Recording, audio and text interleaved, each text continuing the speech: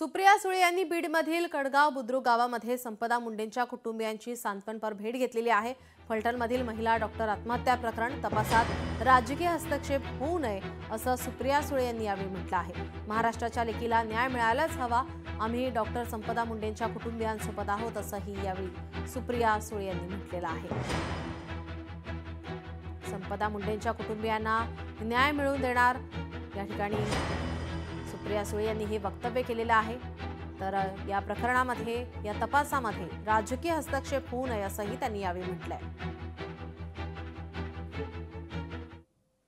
माझी महाराष्ट्र सरकारला हात जोडून विनंती आहे की एक एसआयटी जी मागणी या कुटुंबाची आणि समस्त महाराष्ट्रातल्या मायबाप जनतेची आहे की एक सरन्यायाधीश रिटायर्ड असतील त्यांना त्याची जबाबदारी द्यावी आणि पूर्णपणे पारदर्शकपणे कुठलाही राजकीय हस्तक्षेप न करता त्या कुटुंबाला न्याय देण्याची नैतिक जबाबदारी ही आपल्या सगळ्यांचीच आहे।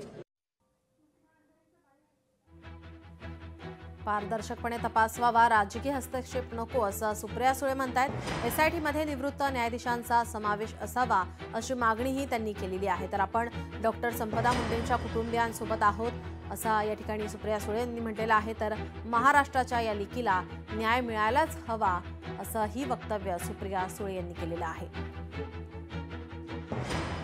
खासदार सुप्रिया सुळे यांनी सकाळी या ठिकाणी डॉक्टर संपदा मुंडे यांच्या कुटुंबियांची सांत्वनपर भेट घेतलेली आहे।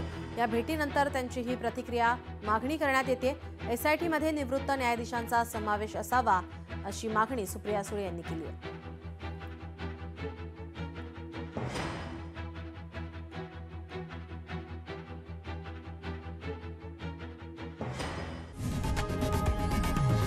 लोकशाही मराठी ऐका, पहा, जागरूक रहा।